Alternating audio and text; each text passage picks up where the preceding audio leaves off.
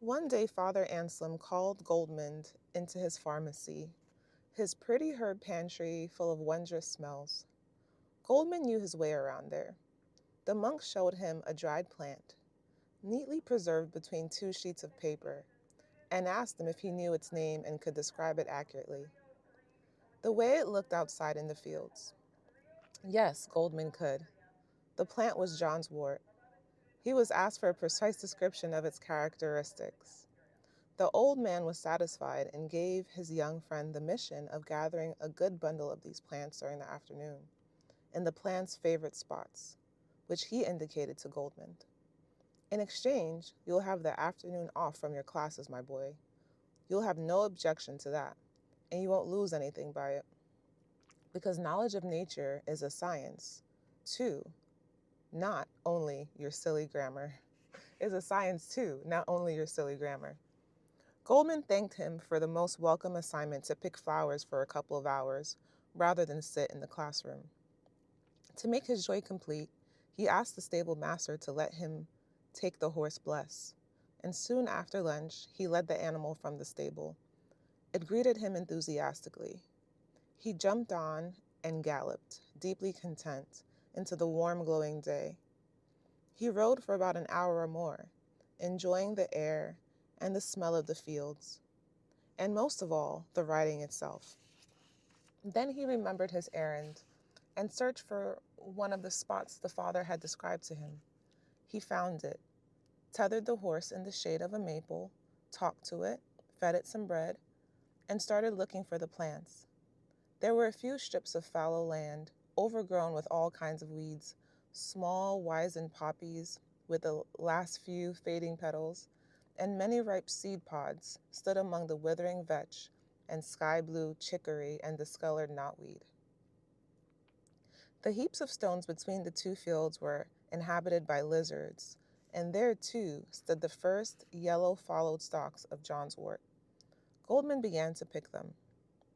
After he had gathered a sizable bunch, he sat down on a stone to rest. It was hot, and he looked longingly toward the shadowy edge of the distant forest. But he didn't want to go that far from the plants and from the horse, which he could still see from where he sat.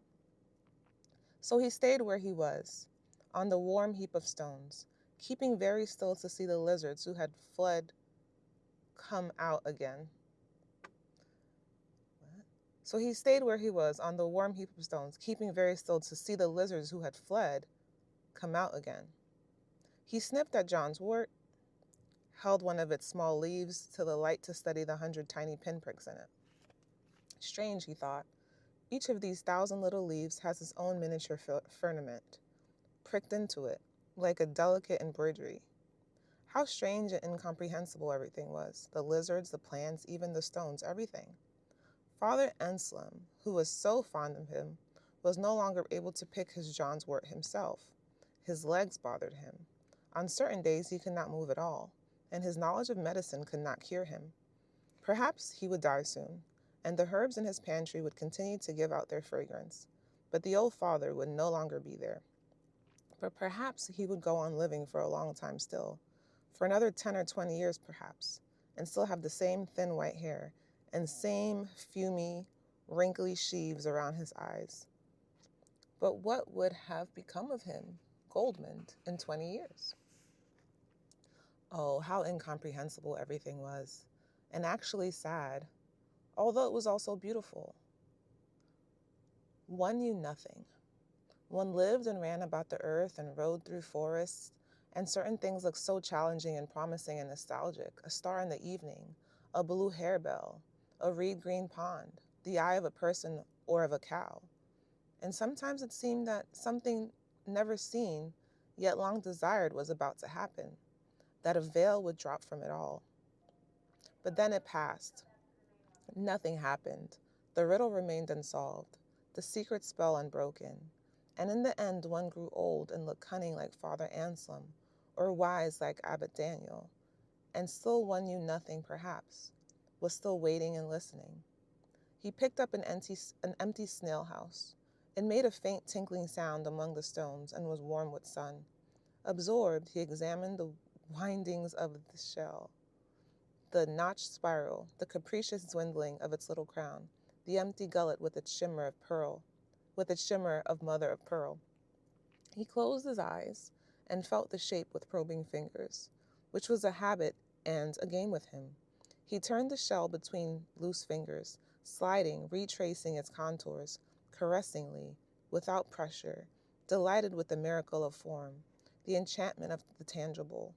One of the disadvantages of school and learning, he thought dreamily, was that the mind seemed to have the tendency to see and represent all things as though they were flat and had only two dimensions. This somehow seemed to render all matters of the intellect shallow and worthless, but he was unable to hold on to this thought. The shell slid from his hand. He felt tired and drowsy. His head sank over the herbs, which smelled stronger and stronger as they wilted. He fell asleep in the sun. Lizards ran over his shoes. The plants wilted on his knees under the maple. Bless waited and grew impatient. From the distant forest, someone came walking, a young woman with a faded blue shirt, with a red kerchief tied around her black hair, and a tan summer face. The woman came closer. She was carrying a bundle. A fire-red gillyflower shone between her lips. She noticed the sitting man, watched him from afar for a long while, curious and distrustful, saw that he was asleep, tiptoed closer on naked brown feet, stood in front of Goldmund and looked at him. Her suspicions vanished. This fine young sleeper did not look dangerous. He pleased her greatly. What had brought him out here to these fallow fields? With a smile, she saw that he had been picking flowers. They already wilted. Goldmund opened his eyes, returning from a forest of dreams. His head was bedded softly. It was lying in a woman's lap, strangely close. Two warm brown eyes were looking into his, which were sleepy and astonished. He felt no fear. No danger shone in those warm brown stars. They looked friendly. The woman smiled at his astonishment, a very friendly smile, and slowly he, too, began to smile. Her mouth came down on his smiling lips. They greeted each other with a gentle kiss, and Goldmund remembered the evening in the village and the little girl with the braids. But the kiss was not over yet. The woman's mouth lingered, began to play, teased and tempted, and finally seized his lips with greed and violence, set fire to his blood, made it throb in his veins. In slow, patient play, the brown woman gave herself to the boy, teaching him gently, letting him seek and find, setting him afire and stilling the flames. The exalted, brief joy of love vaulted above him, burned with a golden glow, sank down and died. He lay with his eyes closed, his face against the woman's breast. Not a word had been said. The woman didn't move. Softly she stroked his hair, gave him time to come to himself. Finally he opened his eyes. "You," he said. "You, but who are you?" "I'm Lise," she said. "Lise," he repeated after her, tasting her name. "Lise, you are sweet." She brought her mouth down to his ear and whispered into it. "Tell me, was this the first time? Did you never love anyone before me?" He shook his head. Abruptly he sat up and looked across the fields up into the sky. "Oh," he cried, "the sun is almost down. I must get back." "Where to?" "To the cloister, to Father Anselm." "To marry a Braun? Is that where you belong?" "Don't you want to stay with me a little longer?" "I'd like to." "Well, stay then." "No, that would not be right. And I must pick more of these herbs." "Do you live in the cloister?" "Yes, I'm a student, but I'll not stay there." "May I come to you, Lise? Where do you live? Where is your home?" "I live nowhere, dear heart. But won't you tell me your name?" "Ah, Goldmund is what they call you." "Give me another kiss, little gold mouth. Then you may go." "You live nowhere? But where do you sleep?" "If you like, in the forest with you, or in the hay." "Will you come tonight?" "Oh, yes, but where? Where will I find you?" "Can you screech like a barn owl?" "I've never tried." "Try." He tried. She laughed, satisfied. "All right, come out of the cloister tonight and screech like a barn owl. I'll be close by. Do you like me, little Goldmouth, my darling?" "Oh, Lise, I do like you. I'll come. Now go with God. I must hurry." It was twilight when Goldmund returned to the cloister on his streaming horse, and he was glad to find Father Anselm occupied.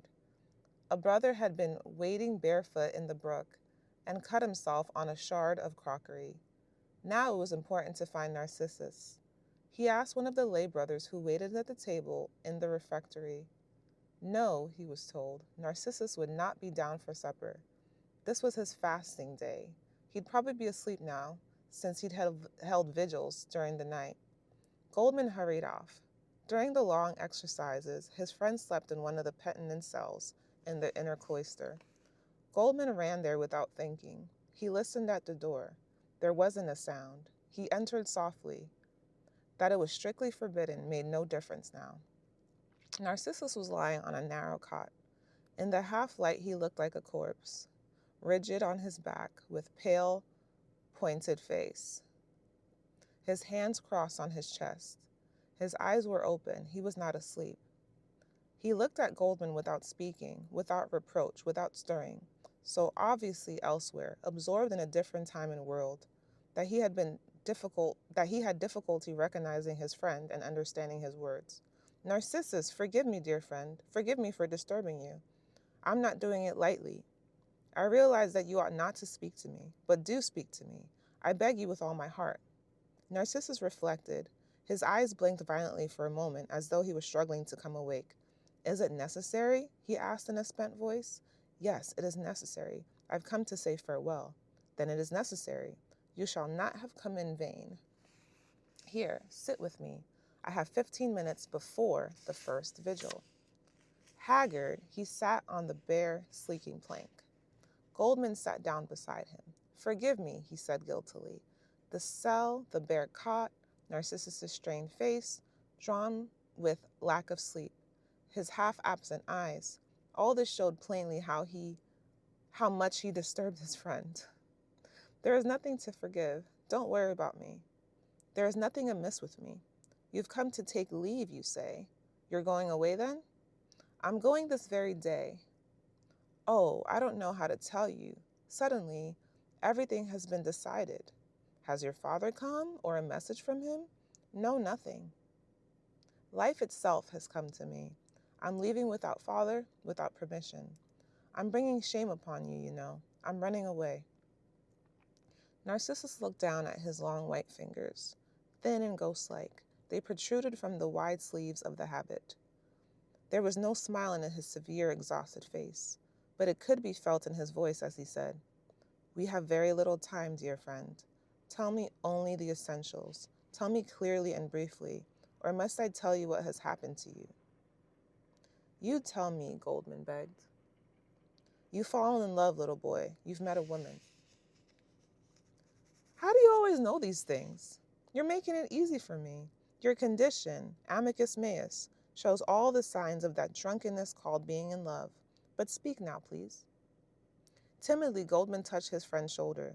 You have just said it, although this time you didn't say it well. Narcissus, not accurately. It is altogether different.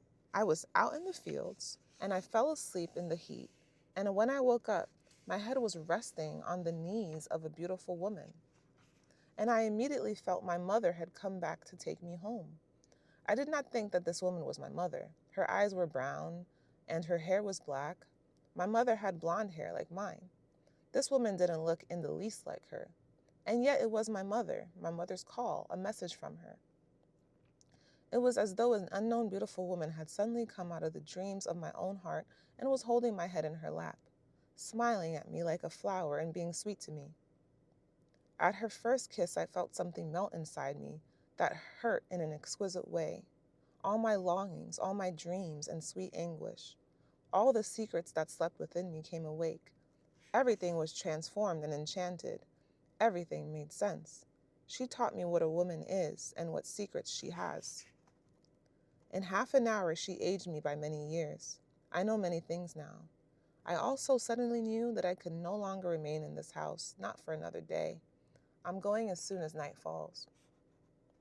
Narcissus listened and nodded. It happened suddenly, he said, but it is more or less what I expected. I shall think of you often. I'll miss you, Amicus. Is there anything I can do for you? Yes, if you can, please say a word to our abbot so that he does not condemn me completely. He is the only person in this house besides you whose thoughts about me are not indifferent to me, his and yours. I know. Is there anything else? Yes, one thing, please. Later, when you think of me, will you pray for me from time to time? And thank you. For what, Goldman? For your friendship, your patience, for everything. Also for listening to me today when it was hard for you, and also for not trying to hold me back. How could I want to hold you back? You know how I feel about it. But where will you go, Goldman? Have you a goal? Are you going to that woman? Yes, I'm going with her. I have no goal. She is a stranger, homeless it seems, perhaps a gypsy. Well, all right. But do you know, my dear Goldman, that your road with her will be extremely short? I don't think you should count on her too much. Perhaps she has relatives, a husband perhaps. Who knows what kind of reception awaits you there? Goldman leaned against his friend. I know, he said. Although I had not thought of it as yet, as I told you, I have no goal. This woman, who is so very sweet to me, is not my goal. I'm going to her, but I'm not going because of her. I'm going because I must, because I have heard the call. He sighed and was silent. They sat shoulder to shoulder, and yet happy in the feeling of their indestructible friendship. Then Goldman continued, do not think that I'm completely blind and naive. No, I'm happy to go, because I feel that it has to be, and because something so marvelous happened to me today. But I'm not imagining that I'll meet with nothing but joy and mirth. I think the road will be hard, but it will also be beautiful, I hope. It is extremely beautiful to belong to a woman, to give yourself. Don't laugh if I sound foolish. But to love a woman, you see, to abandon yourself to her, to absorb her completely and feel absorbed by her, that is not what you call being in love, which you mock a little. For me, it is the road to life, the way toward the meaning of life. Oh, Narcissus, I must leave you. I love you. Narcissus, and thank you for sacrificing a moment of sleep to me today. I find it hard to leave you. You won't forget me? Don't make us both sad. I'll never forget you. You will come back. I ask it of you. I expect it. If you are in need someday, come to me or call to me. Farewell, Goldmund. Go with God. He had risen. Goldmund embraced him. Knowing his friend's aversion to caresses, he did not kiss him. He only stroked his hands. Night was falling. Narcissus closed the cell behind him and walked over to the church, his sandals slapping the flagstones. Goldmund followed the bony figure with loving eyes, until it vanished like a shadow at the end of the corridor, sawed by the darkness of the church door, claimed by exercises, duties, and virtues. How extraordinary, how infinitely puzzling and confusing everything was. This, too, how strange and frightening, to have come to his friend with his heart overflowing, drunk with blossoming love, at the very moment his friend was in meditation, devoured by fasting and vigils, crucifying his youth, his heart, his senses, all offered up in sacrifice. At the very moment his friend was subjecting himself to the most rigorous obedience, pledging to serve only the mind, to become nothing but a minister, verbi divini. There he had lain, tired unto death, extenuated, with his pale face and bony hands, corpse-like. And yet he had listened to his friend, lucid and sympathetic, had lent his ear to this love-drunken man with the smell of a woman still on him, had sacrificed his few moments of rest between penances.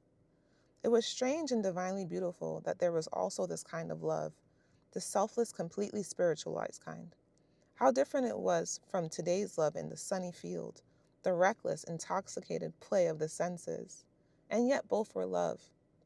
Oh, and now Narcissus had gone from him, after showing him once again, clearly at the last moment, how utterly different and dissimilar they were from one another.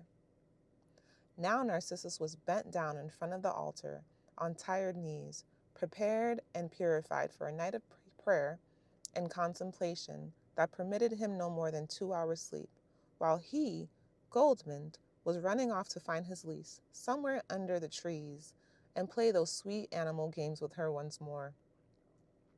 Narcissus would have said remarkable things about that. But he was Goldmund, not Narcissus. It was not for him to go to the bottom of these beautiful, terrifying enigmas and mazes and to say important things about them. For him, there was only giving himself and loving his praying friend in the night dark church as the beautiful, warm young woman, as much as the beautiful, warm young woman who was waiting for him. As he tiptoed away under the lime trees in the courtyard and out through the mill, his heart beating with 100 conflicting emotions, he had to smile at the memory of that evening with Conrad when he had left the cloister once before by the same secret path when they were going to the village. How excited and secretly afraid he had been, setting out on that little forbidden escapade. And today he was leaving for good, taking a more forbidden, dangerous road, not thinking about the porter, the abbot, or the teachers. This time there were no planks beside the brook. He had to cross without a bridge. He pulled off his clothes and tossed them to the opposite bank. Then he waded naked through the deep, swirling stream, up to his chest in the cold water. While he dressed again on the other side, his thoughts returned to Narcissus. With great lucidity that made him feel ashamed, he realized that he was merely executing now what the other had known all along, toward which he had guided him. Very distinctly, he saw Narcissus's intelligent, slightly mocking face, listening to him speak so much foolishness. The man who had once, at a crucial moment, painfully opened his eyes. Again, he clearly had the few words Narcissus had said to him at that time. You sleep at your mother's breast. I wake in the desert. Your dreams are of girls, mine of boys. For an instant his heart froze. He stood there, utterly alone in the night. Behind him lay the cloister, a home in only appearance, yet a home he had loved and to which he had grown accustomed. But at the same time he had another feeling, that Narcissus had ceased to be his cautioning superior guide and awakener. Today he felt he had entered a country in which he must find his own roads, in which no Narcissus could guide him. He was glad that he realized this. As he looked back, the days of his dependence seemed shameful and oppressive to him. Now he had become aware. He was no longer a child, a student. It was good to know this, and yet how hard it was to say farewell, to know that his friend was kneeling in the church back there and not able to give him anything, to be of no help, to be nothing to him.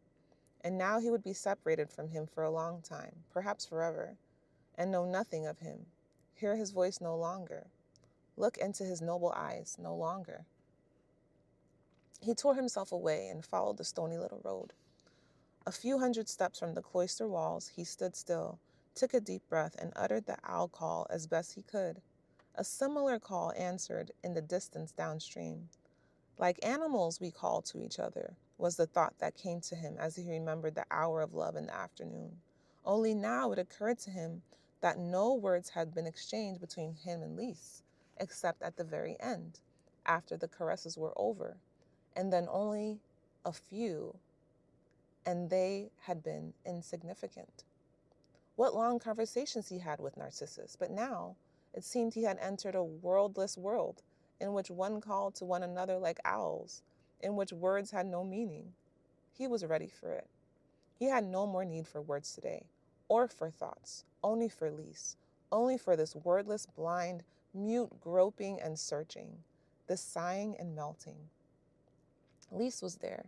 She came out of the forest to meet him. He reached out to feel her, framed her head with tender groping hands, her hair, her neck, her throat, her slender waist, her firm hips. One arm about her, he walked on with her, without speaking, without asking where to. She walked with sure step in the dark forest. He had trouble keeping up with her. Like a fox or a marten, she seemed to see with night eyes, walk without stumbling, without tripping. He let himself be led into the night, into the forest, into the blind, secret, wordless, thoughtless country. He was no longer thinking, not of the cloister he had left behind, not of Narcissus. Like two mutes, they moved through the dark forest, sometimes on soft moss upholstery, sometimes on hard root ribs. Sometimes the sky shone light through the sparse high treetops. At other times, the darkness was complete. Branches slapped his face, brambles held him back. Everywhere she knew her way and found a passage. She seldom stopped, seldom hesitated. After a long time, they arrived in a clearing of solitary pines that stood far apart. The pale night sky opened wide before them. The forest had come to an end. A meadow valley welcomed them with a sweet smell of hay. They waded through a small, soundless creek. Out here in the open, the silence was still greater than in the forest. No rustling bushes, no startled night beast, no crackling twigs. Lee stopped in front of a big haystack. "We'll stay here," she said. They sat down in the hay, taking deep breaths at first and enjoying the rest. They were both a little tired. They lay back, listened to the silence, feeling their foreheads dry and their faces gradually cooling off. Goldmund crouched, pleasantly tired. Playfully, he bent his knees and stretched them straight again, took deep breaths of the night air and the smell of hay, and thought neither backward nor forward. Slowly, he let himself be drawn and enticed by the scent and warmth of the woman beside him, replied here and there to her caressing hands, and felt joy when she began to burn and pushed herself closer and closer to him. No, here neither words nor thoughts were needed. Clearly, he felt all that was important and beautiful, the youthful strength, the simple, healthy beauty of the female body. Felt it grow warm, felt its desire. He also felt clearly that this time she wished to be loved differently from the first time. And she did not want to guide and teach him this time, but wanted to wait for his attack, for his greed. Quietly, he let the streams flow through him. Happily, he felt the boundless fire grow, felt it alive in both of them, turning their little lair into the vital breathing center of all the quiet night. He bent over Lisa's face and began to kiss her lips in the darkness. Suddenly, he saw her eyes and forehead shine with a gentle light. He looked in surprise, watched the glow grow brighter, more intense. Then he knew and turned his head. The moon was rising over the edge of the long black stretch of forest. He watched the white gentle light miraculously inundate her forehead, her cheeks slide over her round, limpid throat. Softly, delighted, he said, "How beautiful you are." She smiled as though a present had been made her. He sat up. Gently, he pulled the gown off her shoulders, helped her out of it, peeled her until her shoulders and breast shone in the cool light of the moon. Completely enraptured, he followed the delicate shadows with eyes and lips, looking and kissing. She held still as though under a spell, with eyes cast down and a solemn expression, as though, even to her, her beauty was being discovered and revealed for the first time.